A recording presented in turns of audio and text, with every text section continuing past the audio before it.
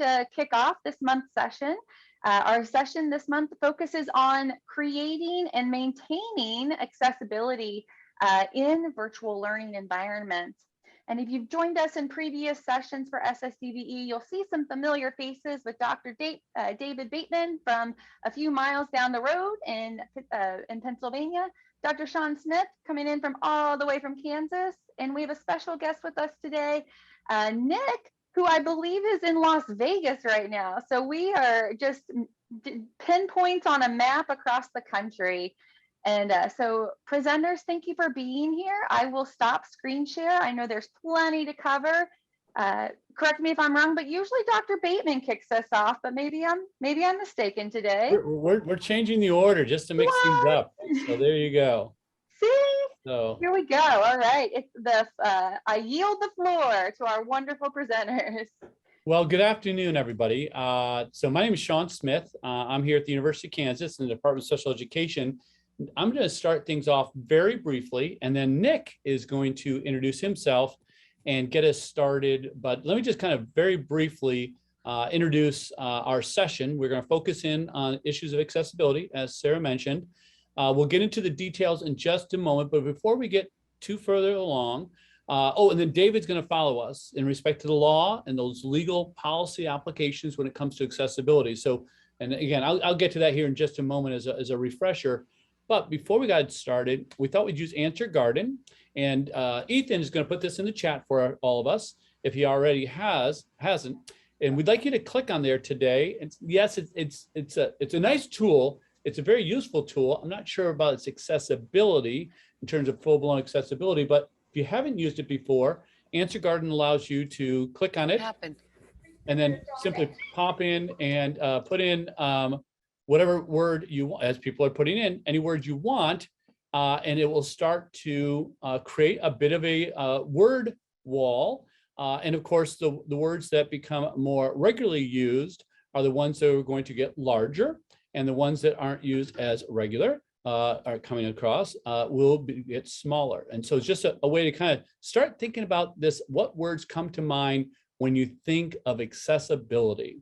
So that's what I was hoping for us to get started with, just to think about that. So I'm going to click back over to our presentation, and that Answer Garden should be in the chat, as many of you are already realizing. And I'm going to look at it on another screen, and I'm seeing right now screen readers and captioning just come really large to life, while technology, barrier-free, attainable, visually accessible, access, equity, and other words like that popping up when we think about that idea of accessibility. So thanks for sharing that. Of course, I think we all have different perceptions of what accessibility is, but Nick's going to get us started by introducing himself, and then he's going to define to us what accessibility is from the Office of Civil Rights perspective. But Nick, take it over and make sure you introduce yourself before we get started about that definition. Yeah, thank you so much. So my name is Nick Hoekstra. I'm currently a PhD student at the University of Kansas, although today I'm sitting in Las Vegas because I also, as a hobby or a lifestyle, I compete in Brazilian Jiu-Jitsu, and I have a tournament this weekend here in Las Vegas. So I traveled out here this week. It's the first time I'm competing in many, many years, so this ought to be very interesting. But in my regular life, I am a doctoral student at the University of Kansas. In the past, I've also worked with organizations, with some UN organizations, with USAID projects, oftentimes around questions of accessibility.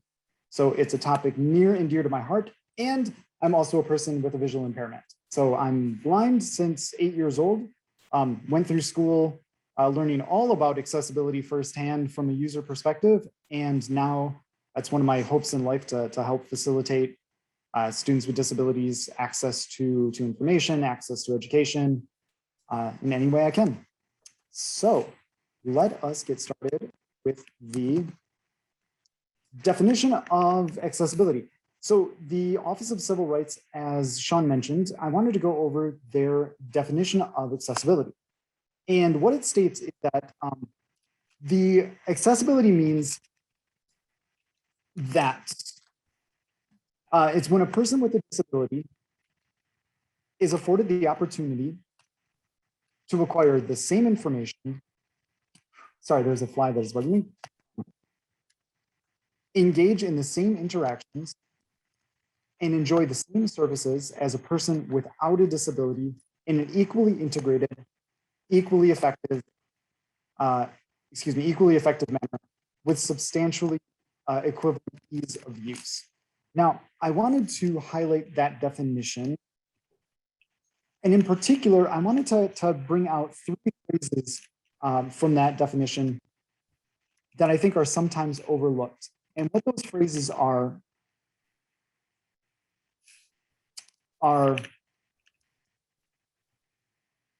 equally integrated, equally effective, and ease of use. So equally integrated, equally effective, ease of use. And the reason why I want to highlight those is I think those are 3 kind of key phrases that maybe sometimes are overlooked as far as when we think about what accessibility means for our students. So let's consider these words a little bit more carefully. When we think about equally integrated, we think together, together with other students, potentially together with other students without disabilities in the same environment, in the same classroom, potentially. When we think about effective, we're thinking about producing outcomes. We're thinking about, not only are these tools working for someone, but are they working well for someone? Are they producing outcomes? And finally, when we talk about ease of use, we're talking about the time commitment that's involved, the time and the resources that a student has to put forth to access these tools that might be accessible. So when we think about accessibility, accessibility can include everything from websites, it can include documents, it can include the learning management system, the platform that we're working on, and it can include any videos that you might use, it can include any books that you might read. But key to this too is accessibility also includes your personal presentation, the way that you're presenting the information, the way that you're speaking, the gestures that you might make towards information on a blackboard. All that kind of has to be taken into consideration when we look at accessibility. Okay, so let's talk a little bit about learning management systems. So many of the learning management systems that we might use, they can include the Google package, Google Classroom. We can think about Canvas. We can think about Blackboard. There are a number of different learning management systems. And many of the learning management systems and their associated websites have done a great job at incorporating accessibility features. But these are not always obvious to students with disabilities. Students with disabilities often take considerable extra time to figure out how to navigate a platform that might be more intuitive for other users. So just to give an example, if I'm using Google Docs or a Google presentation, for a student without a disability, it might be pretty easy to figure out how to navigate that. But when you're accessing via a screen reader, you actually need to turn on a specific setting in order that accessibility works. And it's the same for some other platforms too. If we're talking about VoiceStream, for example, VoiceStream is VoiceStream reader is a, excuse me, not VoiceStream. Excuse me, I just Read Write, you text help. not the text. Oh, 1 second. It is called. I've got it right here. I'm just looking at my notes. VoiceThread, excuse me, it's Voice. So VoiceThread, for example, is a tool that I've seen come up in a number of different platforms where it's a software that allows you to like record a video, for example. However, in order for it to be accessible, you actually have to access it via its accessible link. So I just want to highlight these as some of the things when we think about these learning management systems, even though they might say accessible on the box, sometimes we need to figure out how that accessibility is accessed what we might need to turn on for that to be accessible. And with that in mind, we need to build that extra time into our teaching for our students with disabilities, either potentially give them access early, or to my next point, potentially offer them instruction. As a teacher, you can find the instructions of how is this website, how is this tool made accessible, and potentially share those instructions with students with disabilities prior to introducing the tool to the class. So another point that I want to talk about when we think about accessibility is I want to think about clarity and consistency. So when I talk about clarity or consistency, I'm referring to anything from like a learning management system to your way of communicating with your students, whether it be expectations for turning in assignments, expectations for contact, or how you're presenting a learning management system, how you're building out your Canvas, how you're building out your Blackboard website. Consistency is crucial. For many students with disabilities, and for a wide range of different types of disabilities, it may be difficult to look at a screen and get an idea of how something is laid out. It might take students a lot longer. They might have to go through the website a little bit slower. If you're using a screen reader, it may be jumping through heading to heading, line by line. So one of the ways that you can minimize the amount of time it takes students to actually go through your learning management system, going through your Blackboard page, your Canvas page, is to keep things consistent with how you're developing it. Start with the same, start with an introduction, have resources listed in the same order potentially. And this can also go, for example, if you're a document, having having a consistent layout to the way that you're presenting your materials.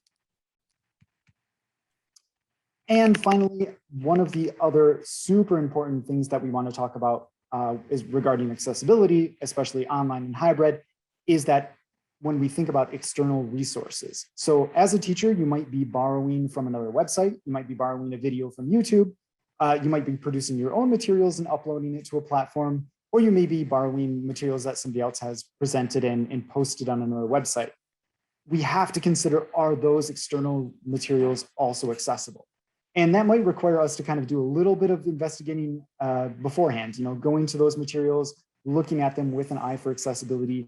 If it's a YouTube video, does it have captioning? Is the captioning accurate? If it's a document, is the document accessible? If it's another website, is the link accessible? Is the material presented? Are there image descriptions? Can you adjust the font size, et cetera, et cetera?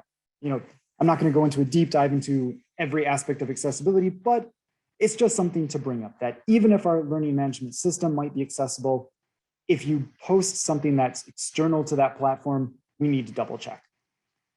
So that was just kind of some things that I wanted to highlight briefly regarding what we can keep in mind when we're thinking about online hybrid teaching. Well, thanks, Nick. And I'm going to piggyback on that, folks, and share with you some additional things for us to consider when we think broadly about accessibility. And first thing, we've been talking about the term. Nick defined the term, but I want to make sure we're all on the same page when we think about accessibility and, to me, availability. And I'll emphasize that, and something we've talked about in the past with David and myself over the months. So first of all, I've hyperlinked here information about 508 compliance, the WC3, the WCAG, all those compliance components in terms of digital access that would be very relevant to the hybrid, fully online virtual class. Now, in that, though, just want to reinforce, oftentimes when we're thinking accessibility here, and as Nick mentioned, very critical elements to consider, not only is it accessible, but once it's accessible, have we designed and organized things for things that Nick mentioned in terms of readers and those components. But I do want to emphasize, oftentimes when we're thinking of accessibility, or if we're working with a vendor and they say it's accessible, and by the way, I've been working with a number of vendors over the last several months with school districts, as well as institutions of higher education, where we're looking at a variety of different products. We're trying to make some decisions about learning management system transfers. We're trying to make some decisions about post-pandemic, if that actually ever happens, about some of the digital technologies we think are critical. And oftentimes the conversation is, is it available for students with disabilities? But we don't ask that. We say, is it accessible for students with disabilities? And our vendors, our developers, our digital companies, folks that are supplying those things will look at 508 compliance. And that's sensory and physical compliance. Very much what this visual is illustrating. It's one of the reasons I'm staying on here for so long. And I want to emphasize that because for an individual with Down syndrome, my son, for example, that's not going to particularly help him that much. Yes, a text reader might be assistance to him, but it doesn't change the vocabulary, it doesn't change the content, it doesn't synthesize the information. Now, there are tools that are making things accessible that can do that as well, but those are where we need to expand ourselves, and I'll reinforce that in just a moment. But the point I'm trying to make here initially is accessibility tends to be sensory and mobility are physical orientated based on the compliance out of what is called the Section 508 or other federal requirements that has become national, if not international standards. Again, very helpful, but something to think about depending upon what we mean by accessibility for the individuals that we're serving. Now, with that, if you want to know a little bit more, we're not going to spend the time because I want to give time to David, but I have embedded some videos out of a phenomenal center that the U.S. Department of Education has funded. And if you're unfamiliar with it, you need to go there. It's called the National Center on Accessible Educational Materials. They do a thorough walkthrough on not only accessibility, but features, resources, structures, things to think about, ways to actually go about making things accessible, and so much more. So here's a video that I've hyperlinked to, and of course, Ethan's going to share with you the overall link to this presentation. And in this presentation video, it walks you through some of the basic elements when we think about accessibility, particularly via an acronym called POUR, and I'll mention that here in just a second. Now, there's several different videos that I think are very, very relevant, and this started even though I don't want it to, but there's several videos that the AIM Center has created, and one particularly that I think is very relevant for the online world is understanding accessibility in the digital learning material venue.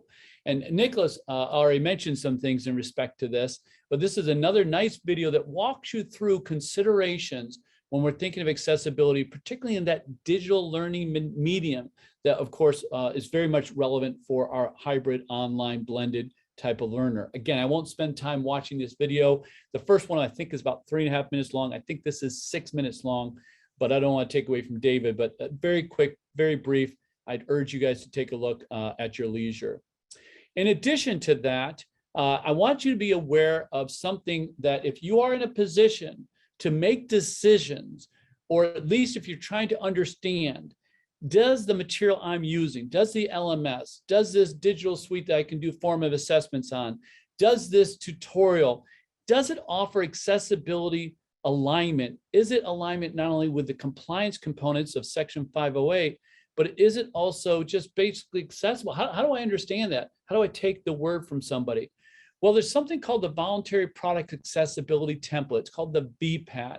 David, I think, is going to mention this as well. But the VPAT is something that almost any industry that's involved, I can tell you pretty much any digital medium, digital venue, digital vendor that is available to us in the online world, especially if we're paying for it in our online schools or schools that we're serving students online, most likely they have on their website information that they've filled out related to the VPAT. And this visual here offers an overview of basically we're rating things from a green, yellow, and red. No product accessibility information is available to a green voluntary product was available on the product website. And what I'm talking about is a tool that was created several years ago to try to better understand what's available in the K-12 online world. This is about 4 years old. Now, don't lose me with the 4-year-old part. I've given you a hyperlink to it, but what they've done is we've taken a look at, and this is off the Center on Online Learning Students with Disabilities, we took a look at, it's alphabetically organized, everything from, what was the first one? Adobe Acrobat all the way down to, well, actually, excuse me, it's not alphabetically organized. I forgot. It is green, yellow, and red organized. So for example, it's looking at other types of products like Apex Learning. Does Apex Learning have anything on the VPAT? Several years ago, they did not list information on the VPAT regarding their product.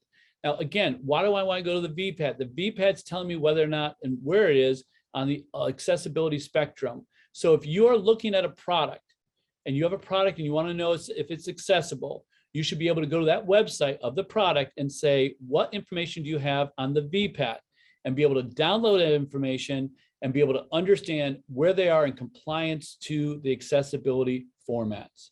All right, if they don't have something, that's what this tool is trying to show you. If they do or don't, if they don't have something, potentially a big indicator that they may not be compliant to accessibility. It saves you time from trying to go to the website and figure it out yourself. With that in mind, I want to share with you a few more resources and then move it over to David. As I mentioned, the National Center on Accessible Educational Materials offers lots of different information. They talk about formatting things from an accessible format. They talk about accessible technologies. They talk about access to learning, which is I'm going to pivot with before we move over to David, because that to me is where the majority of the students that we're serving is about. It's that availability to learning. It may not be so sensory or physical orientated. So again, great site. It's a site I would spend a lot of time on if I'm thinking about accessibility and trying to understand accessibility. Now, a couple resources I want to highlight off the AAM beyond just the links I provided. They have provided quality indicators for provisions of accessible education materials and technologies for K-12 learning. So I want to click over here, and what they've done is they've organized, and this is a national group that got together and said, these are things that are relevant in respect to quality indicators for something to be available and accessible to the online learning environment. They've organized things under those principles from a coordinated system all the way down to allocations of resources. There's a hyperlink here that really walks you through the development and the purpose and how to use these from an accessibility format. So when you're considering accessibility, when you're looking for resources, when you're trying to make some decision-making, these quality indicators are a wonderful guide, a checklist to be able to utilize against some of the systems that you are using and or considering to use. I urge you to take a look at that. Another consideration would be thinking about accessibility through the POUR. Again, that's a hyperlink I offered to you earlier in terms of a video. I've given to you again. And what does POUR stand for? Well, POUR basically has 4 elements. And the 4 elements are, and when we look at a tool or various tools, the perceivable element, how operable is it? And they've defined that and they give you links and walk you through it. And again, the video does a wonderful job, all in its 3 or 4 minutes of clarifying it. Then it gets into whether or not is it understandable, which gets a little bit into the cognitive and learning aspect of the accessibility. And finally, there's this element of robustness in terms of its usefulness, how it can be used, and is it something that I can use potentially across multiple applications and purposes, not so much applications of technology, but what I'm doing from a learning perspective. Again, it's a great way of looking at accessibility, analyzing accessibility, and going from there. So the POUR acronym brings to life via this video and something for your consideration. All right. With that in mind, a few other resources before we move on. We talked about the various platforms that really begins with and originates a lot of where we have access to the different digital learning that we're trying to facilitate. Nick told us that they're not all created equal. And also not only are we have to look at accessibility, but then how do we make them available in how we use, learn, and design everything from the links that we embed to the tools we use that may be accessible, but are they understandable and are they available in the manner that we have thought about them from a design perspective? And Nick pointed that out. I wanted to reinforce it. And of course, lots of different ways to think across these platforms, a lot of platforms to consider. Yes, many of us are basically, so to speak, stuck with a platform based on what our school is using. But again, a lot of different resources to consider and look at. In addition, something that we've been reinforcing in earlier presentations, and I just want to bring us back to before we leave here, and that is, as Nick said, we need to think of it from an instructional perspective, and there's a variety of resources that have us using some of these tools that are very much focused on accessibility, text to speech, speech to text, word prediction, but they think about it from an instructional or an understandable perspective as well. I've given you several hyperlinks that walk you through resources that think about that yes, they're accessible, but they're also trying to get at the availability for instruction and that understandable element of that core component. And so here's just a few hyperlinks to consider, as well as a matrix to consider for educational and assistive technology tools and ways to evaluate and judge those, because they're not all created equal as you think about some of these accessibility and availability options. So, and then also, finally, there are guides to think about ways to utilize these. This is an ongoing thing of my part that I want to reinforce, and again, providing you those resources for that. Now, I have not mentioned, and I think it's the first time in all my presentations with you guys that I have not mentioned the Universal Design for Learning framework.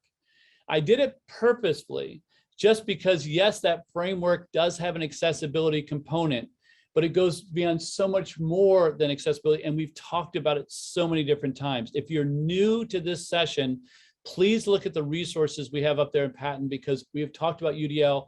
I've talked about it. I know Patton's talked about it in so many different ways, but that is a great design framework that takes us from accessibility plus that we've talked about numerous times in previous sessions.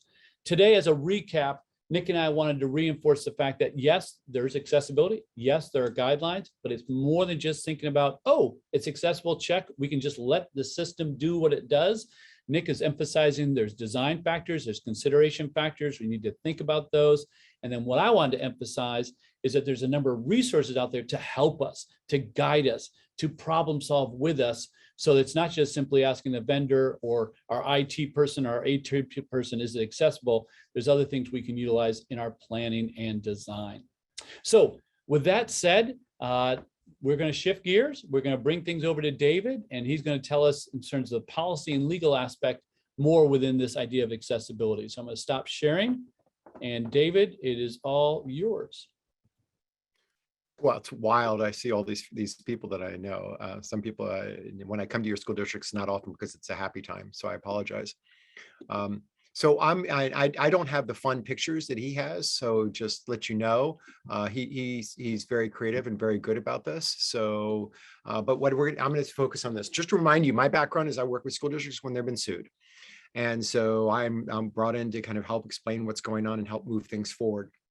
I haven't been in a school district that's threatened of a lawsuit since yesterday, and I think that's only because today is a national holiday. And what I want to thank you, and I appreciate all of you for taking time off of your holiday, for many of you to participate in this. I sincerely appreciate this. I think it should be a policy, though, that some of you are in school districts where you're going to have to go back to work tomorrow. I think there should be a policy statewide where if you have a Thursday off, you also get a Friday off. And so I'm going to forward that to my friends who are in the state government who are off today, gallivanting around my town because they're off, and they should be off tomorrow too, things like this. So I'm just going to be talking about some of the more the legal aspects and the policy things that you need to pay attention to, and just kind of give you some guidance. And I'm going to intersperse this with and give you some stories about some things that I've talked with. I talked with multiple superintendents in the past 48 hours about these issues and multiple directors of special education, and want to clarify precisely some things in Pennsylvania that we need to pay attention to. As the lone Pennsylvania person here, I'm not sitting outside Shippen Hall right now in Shippensburg. That is a fake picture, and I can go no arms at some point, but it works for me. So let me just kind of broadly talk about some things that I want to make sure that you are aware of, okay? And just kind of emphasize these as make sure that we understand precisely what we're talking about when we talk about these terms, because there's some clarity that we need to give some things like this, because there are terms that we're using legally that we want to make sure we're understanding. I'll ground these and make sure that I talk about what's going on, but we need to make sure we have enough understanding of the difference between virtual school, online learning, and homeschooling, because their parents are using these interchangeably, but they have very different meanings. And we need to clarify this, because what a parent says, I've been homeschooling my kid, when they've actually been supporting them in online learning. It's not the same thing at all, nor is the legal obligation of the school district in providing services relating to kids who are being homeschooled. So keep this in mind, okay? So I'm just going to start broadly. I'm going to start very broadly and just kind of talk about this. Online learning. Online learning is a broad term that applies to education that occurs in both virtual schools and individual online classes. such as those can be offered in a public school district to a student whose IEP has placed them on home instruction or receiving homebound services on a temporary basis. And there are some kids who are receiving homebound services on a temporary basis, or maybe taking an online course. My son graduated from high school about 8 years ago. Wow, God, he's old. And interesting about this, and one of his courses was an online course that he took, obviously pre-COVID, things like this. All right. So keep that in mind. Virtual school, on the other hand, is a narrower term than online learning. It's defined by the U.S. Department of Education as a public school that offers all virtual courses. That we do have some virtual courses and virtual classes and virtual cyber charter schools in the Commonwealth. Instruction where the students are separated by time and or location. So there's a clear difference between where the kid is versus where that's going on about this. Many of us have moved towards more online learning kinds of things like this. ESSA, which we'll come back to a little bit as a part of the money that's coming to your districts, defines digital learning in a very separate thing as any instructional practice that effectively uses technology to strengthen a student's learning experience and encompasses a wide variety of things. We have spent a lot of our time as a part of the series that we've been doing with Bataan for the past 18 months is talking about digital learning and making sure that we're using good digital learning tools as a part of this. And I say this because I want to make sure that we're discussing this. Now, the other term is blended learning, okay? Now, what I talk about this is I have a hope. I have a hope. Oh my gosh, I have a hope that we will be beyond COVID at some point. That we have a life beyond COVID. I truly, truly do. Some of us, if we talked about this in June, we had optimism about the future. Things are kind of waning and things are going back and forth on this. But when I talk about this is what we have to think about this is there will be need for blended learning in the future. It's not going away. So it's vital that we learn these different terms and these different things as a part of this, and we can use them in the future.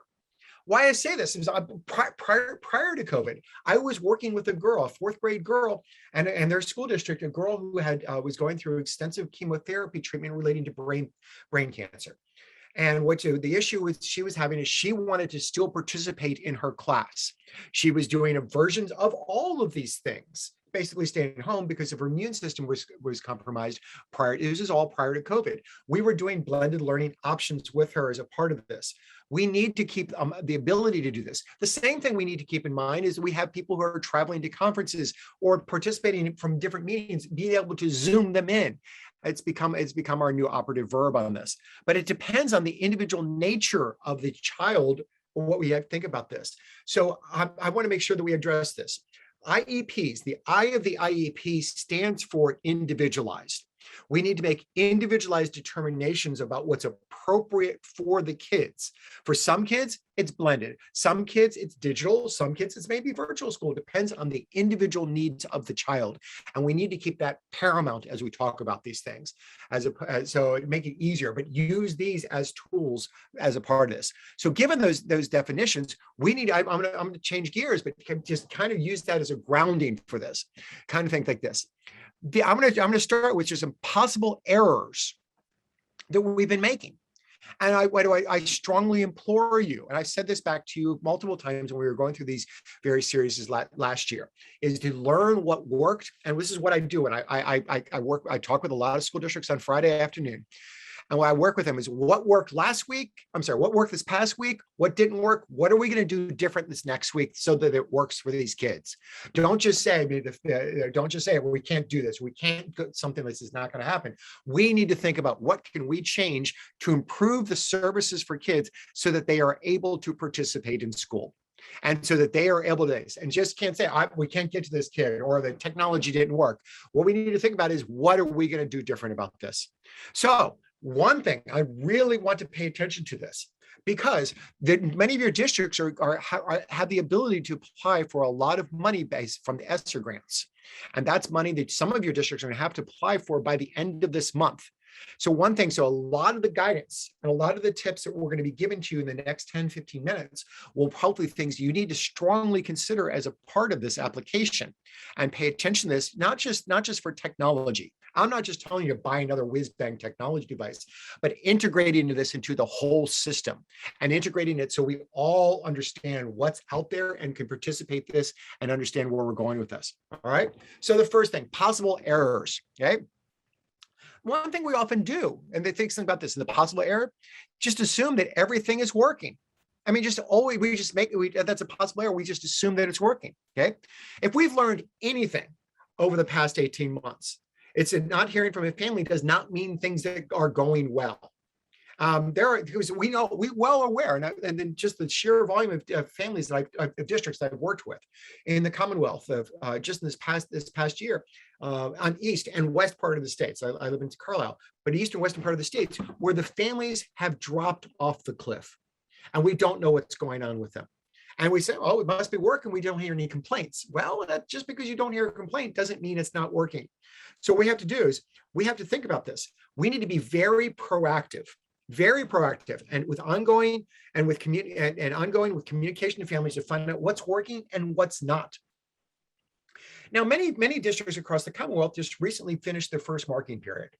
And what we have to think about this is, as we report to the parents and hold the meetings, typically more at the elementary level, but if we hold the meetings, find out what's working and not working when you meet with the parents as a part of this. Keep that in mind. Next, also a part of it when things are not working, identify and then re-identify any possible barriers that we have for students for virtual instruction as they come up, okay? Then by identifying the barrier, then you need to think about how you identified said solution that would help as a part of this. For instance, if you notice a student's not attending, follow up. Don't just say not there, follow up on what's going on. Okay, and you have to think about is the lack of attendance, is it due to the is it an access issue or is it an engagement issue? What's going on as a part of this? Look at this, see what we could do to understand what's going on this, because what we need to think about what accommodations we can potentially use that would mitigate those issues. Now, I wrote a guide for how to write a 504 plan, which is widely disseminated. For instance, I think it's free on PSEA's website. If you type in 504 plan PSEA, it should pull up if you type in the Google. We're going to be revising that in the spring potentially to include more information relating to digital access for technology for individuals with disabilities. That 504 document is widely popular. We're really impressed with what's going on with it. It's being used by, from what I understand, 14 states now and 2 territories on how to write 504 plans. So it's pretty good, and I do recommend it. It's free. Why I recommend that you get this now is because we're going to be turning it into a book, and we're going to lose rights to pass it out, disseminate it, and we're going to make it better, stronger, faster when we turn it into a book, things like this. Okay, but also, and thinking everything going back to that one before I move on to this next thing is some parents may need coaching. Parents may need coaching if things are not in order. Okay, walking through the technology by explaining to them where to click, when not to click, or what to do, or what's going on about this, where to put the Wi-Fi router in the building, in the room, so what's going on, or how to move it away from the TV. It may be a one-time thing, or there may need to be a repeated issue for some of these kids or parents as a part of this. But just assuming that everything is going to work is not the right thing to do. Okay. Second thing. Same old teaching, not changing 504s, assuming what's going on. Okay. If some of these students, if their setting has changed, they've gone from virtual to hybrid or whatever, from where they've gone as a part of this, what you have to think about this, if the students has changed and the access and instruction has changed, it's very possible and really likely that the accommodations and technology may need to be adjusted as well. Not changing 504s or IEPs as a result of this is something that we've got to pay attention to. And you can see the lawsuits just creeping up on this. It's really kind of fun. Not that I need additional business, but yeah, it's really interesting about this, what's going on with this, but not changing 504. So really do monitor this. We don't give a lot of guidance for school districts about writing 504s, and Pennsylvania has more rules and guidance on 504s than most states. And the ability for a parent to file a due process hearing on a 504 complaint or Chapter 15 service agreement, as we often title them, exists in our state that doesn't exist in most states. So just keep that in mind that it's out there. So I'll realize this. Next, YouTube for closed captions. You think it works? I have a student with a significant hearing impairment in one of my classes at SHIP, and she's been asked to watch some YouTube videos. The YouTube videos do not have captions that always sync or line up with what she is wanting to see, and it's posing a significant problem. I mean this. So don't necessarily, and I mean this, do not necessarily rely on third-party providers to do your job. So don't just assume that they're going to do these things and it's going to work magically for everyone. And so work very closely with the individuals with disabilities, address their individual needs, as opposed to just making blanket assumptions that all individuals who have a visual impairment can access this, or all individuals with a hearing impairment can access this. Don't make those assumptions. Work with them and talk about this, because you have to remember that each and every one of our definitions that we use, all the categories we have under IDEA are umbrella definitions. There are umbrella definitions, and under there, you may have individuals who may be classified as having a visual impairment, but can read fine print up close. They might be fine, but can't see other things. You might have individuals with hearing impairments who can hear some sounds but can't hear others. So you have to remember, these are umbrella terms, and we need to do what we can about his accessibility. Or there's others with physical disabilities. You think, oh, they're going to use a wheelchair. They can't access what's going on because they have fine motor or grip issues. So we have to think broadly, talk about the individual needs of the child, not the individual label that they have. Meet with them as a part of this. But when you think about this, we need to think about finding reliable transcription software and services to provide supports for these individuals so that they can actually access. Third party, always start with third party, but it may not meet their needs. It truly may not meet their needs, and we need to think about this, okay?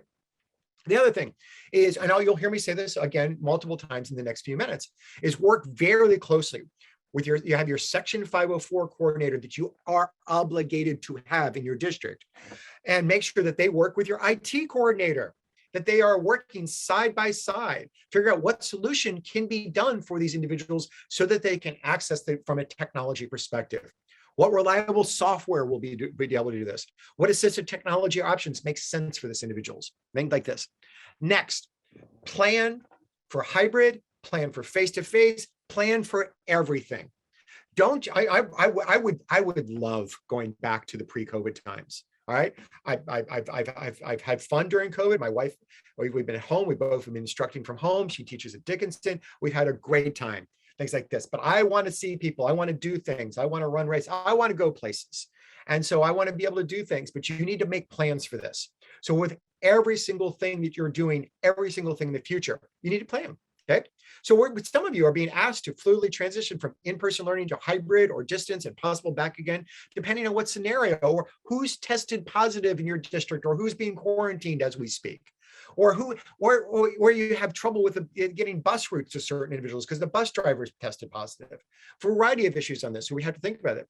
So it's important to think about what distance learning will look like with particular students and how they can do this, but be proactive as a part of this. Okay, so keep this in mind. So next thing, all right? So when we have to think about this, okay? Accessibly, what do we mean by this? What do we mean by accessibility? And because our goal, and I don't want to diminish this, our goal in education is to provide an appropriate education. Our goal is not to do what's best. Those of you who've seen workshops that I've done often know that I tell people to kick people under the table when they tell people that we have to do what's best for kids. I wish we could do what's best, but that's a superlative race that we are never, ever going to win. Our obligation is to make sure people have full access. So one thing we need to make sure as a part of accessibility is that all notes being provided to what's going on. I'm working with a teacher who provides notes to the kid. The teacher's handwriting is so poor that even though I used to teach kids with learning disabilities and thought that I could read everything, I can't understand it. So we have to think about what notes are being provided, what's going on.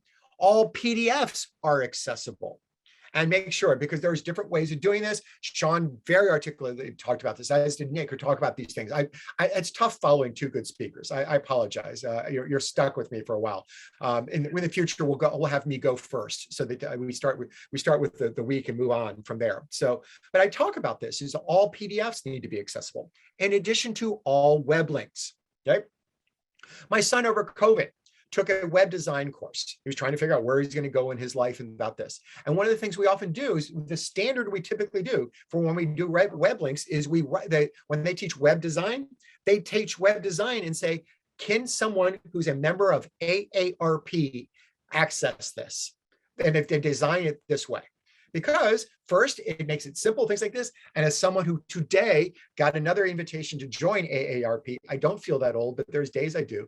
But it's interesting about this, as you think about this, but think all about this. but target the specific students that you have in your class. Don't just send them a web link and assume that it works. Don't just send them and make this assumption, because there's different things you have to do. So what do I recommend is field test your files before sending them. Field test and then follow up. And then follow up with the student and say, hey, did this work? If that didn't work, we're going to try something else. Why I say this is too often we just send these things out to these kids and then we don't follow up. And so when I'm involved, I've been involved in multiple state complaints in the past few weeks, prepping some districts on mediation issues relating to some of these things, where they're saying they just dump these things without actually asking and making sure that they actually work for these things. Okay, so when we talk about this, all right, is when I think about this is I want you to think long term. And I truly want you to think long term about this. So as your superintendents and directors of special education you guys are putting together proposals and grant money to get some of the potential grant money that is going to flow through your district in the future, things like this, you need to make sure that for every single thing you're now thinking as a part of this, that everything you're purchasing, everything you're designing, everything you're doing with kids, it is absolutely accessible from the start. That this is not a creation that you do later, and that you don't have to modify it, you don't have to tweak it in any form. It is accessible from the get-go. Okay, so there's a term out there. The term is called born accessible. That when you get it, it's accessible from there's nothing we have to do by this. But basically it describes technology or any educational resource designed from the earliest stages to be fully accessible. When technology is developed with accessibility in mind, it's less likely that the end result needs to be retrofitted.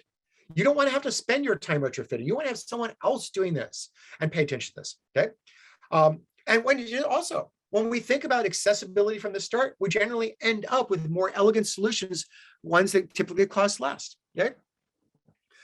Sean, it took him a lot longer to get to UDL than it typically does. If you've been following this series, typically UDL is he introduces himself as Sean Smith. I'm from the University of Kansas. I like UDL. So it took him a lot longer to get there. And I appreciate that, but it's important, because what you have to think about this, and I'll send a link to this. There's a great podcast that I listened to when I was biking across Wyoming this past summer. It's about 45 minutes long that talks about the history of UDL. I say this because my wife's an architecture historian, and so she got this because it stems from architecture. But the great emphasis on this, I'll make sure that it's in part of the show notes that you guys can access. It is truly worth listening to.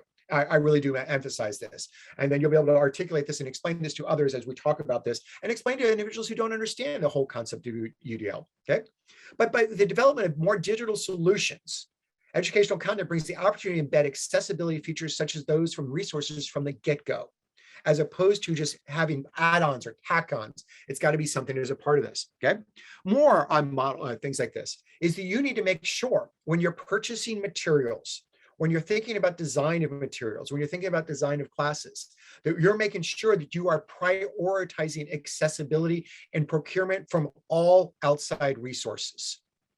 I really do recommend this, is because you're going to save yourself time. And I'm all about trying to save money and time from the get-go instead of back-ending it, because some of the lawsuits I'm involved in are expensive, millions of dollars of things. And so I'm involved in a big class action lawsuit right now that's going to cost the state millions of dollars. And I was heavily involved in the Flint case, where it was $30 million settlement. So, and some of the things, you need to think about accessibility from the get-go. You need to absolutely think about accessibility from the get-go, but make sure you're a thorn in the side for all purchases, all statements, and that people are continuing by that you think about accessibility as a part of this, okay? Make sure this, okay? By think about this. You districts, because you have buying power. You have buying power. Some of it's through your IUs, but you have buying power. Make sure that you exercise this. You exercise this and you talk about this, because you may not be aware of this. The districts talk to each other, and if they don't, they should. My father's executive director of the Urban Superintendents Association of America. And the superintendents, they basically, all the big school districts, they get together and talk about things. One thing that I'm often a thorn in his side is make sure that they talk about accessibility, and make sure they talk about this and address this from the get-go instead of waiting, okay? But districts, you absolutely can shape the conversation by having accessibility as a priority. Okay, so when you have things about this, is explore trials. Explore free trials with your students. Okay, give us a site license to try something for a few weeks, and then try it with your students and see how that works. Now, when we talk about accessibility, I've been focusing on students, but you also have to realize that you need to focus on accessibility for your staff, because Section 504 and Americans with Disabilities Act applies not just to the students, but it applies to the staff and to the parents who are accessing the goods and services of your district. So make sure that information for the district, the staff, the parents, and individuals who might be participating in what's going on with your team, that stuff is accessible also, okay? You may want to use your free trial test to really test your user base. Actually motivate the late adopters, see what they like of issues. But we're going to think about this is more reliance on this and pay attention to this, okay? And address this as a part of this, okay? Wait, there's more, okay? So, as I switch my notes here, okay. Get the IT staff people in the room. Absolutely bring the IT staff, okay? And we've relied on IT staff, and some of these IT staff have done an amazing amount of work in the past 18 months because they were coordinating, plugging in things and setting up web routers and things like this. We relied on them as the backbone of instruction. Do not let that dissipate. Continue to use them. Continue to rely on what's going on. The increased use will likely uncover more accessibility problems. Ensure that, for instance, all online instruction, materials and resources meet both IDEA Section 504 and ADA requirements. Sean and Nick highlighted some of these things, but use those web resources to test these things in the future so that you're not caught flat-footed, that you understand what's going on. As someone who's flat-footed, I can speak about this, but it's someone who you're not caught so that you're not aware of where we are. You've tried this out and paid attention to this, okay? But students with disabilities, and I recommend this really, I mean, seriously, the number of calls I get from districts, do we have to do this? Well, students with disabilities are highlight here. Must have an equal opportunity to participate and benefit from a district's distance learning services.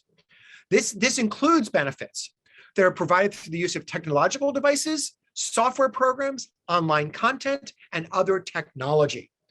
That's why you need your IT staff involved. That's why we need to make sure the IT staff are there. That's why we need to understand like this, okay? Now, federal law, be real specific about this. Federal and Commonwealth law doesn't mandate specific methodologies or for accessible students, okay? It's based on the individual needs of the child. There is not one thing that I wish I could stand in front of you or sit as I'm right now, and stand in front of you and say, one thing is going to solve everything for these kids. No, it's not that way. It depends on the individual needs of that child. And we constantly need to evaluate that. As I said earlier, the I of the IEP absolutely stands for something. And your legal obligation is to ensure that kids receive an appropriate education. Now, there's some places where technology itself imposes a barrier to access or where educational materials are not available in an accessible format. Educators still meet your legal obligations by providing students with equally effective alternate formats so that they can access the curriculum. You can't just say it's not accessible, we're done. No, you do something about it. This is what I was involved in multiple lawsuits last year on this, where he said, we can't do this. No, you don't. No, first is a full sentence. But I also mean by this is that's the answer that I give districts. We need to make sure that they're not just saying no to kids. They're doing something to be creative as a part of this and using some of these wonderful resources that we've been accessing this, okay? So keep this in mind that we have to understand what we can do as a part of this. Because one thing that we need to emphasize about this is pay attention to this. So if you one thing I want to highlight for this, okay, is it's not new stuff. This is not new. And I hope that the case law and one of the future workshops we're going to talk about is more of the case law that we have on COVID, because we're starting to see the case law really hit the ground right now, is even if things are not accessible, make the necessary accommodations, all right? Truly make the necessary accommodations. The disability is only the first discussion on this. Never use the disability as a means for shutting kids out. There's another way of getting the information to a child so that they can participate in school. That is, first, it's our legal obligation, but gosh, it's better for the kids. It's better for the kids. You've heard me say this before. These kids have disabilities at no fault of their own. And our legal obligation, but our obligation as a human being, is to get them so that they can participate in school, so they can understand what's going on, so that we can understand, they can understand, we can help them make progress. That's what we're striving for. So even if we don't have something there, okay, we need to think about this, but plan for a long-term, plan for how we can do this, plan for procurement, plan for how we're going to access these things, because this is vital for everyone. This is absolutely vital for everyone. So periodically spot check what you're doing, okay? View what we can do to get the teams in there, and view what we can do as a part of this. Okay, so I'm going to stop sharing here. I'm going to turn it back over. But I just can't tell you how much I appreciate you guys' willingness to come to a workshop on a federal holiday. I mean this. I applaud you. I come from a family of educators, and I applaud individuals working in the field of education, and I appreciate your service. Thank you very much. All right, so I'm going to stop share if I can get my stop share to work. All right. Okay. Okay. Is it stop sharing? Yes. Okay. All right. Thank you. I'm turning it over to you. Okay. Thanks. Okay. Thank you so much, our presenters, Dr. Bayman, Nick, and Dr. Smith, for sharing so many great resources, considerations, and strategies. Whew, this hour really flies by so quickly. The slides, the resource, and the recording will be posted in our share notes doc shortly. So also, in addition to our monthly live webinar, there are some asynchronous sessions in our Schoology. So check out our Schoology. The instructions on how to join our Schoology course is also available in our share notes doc.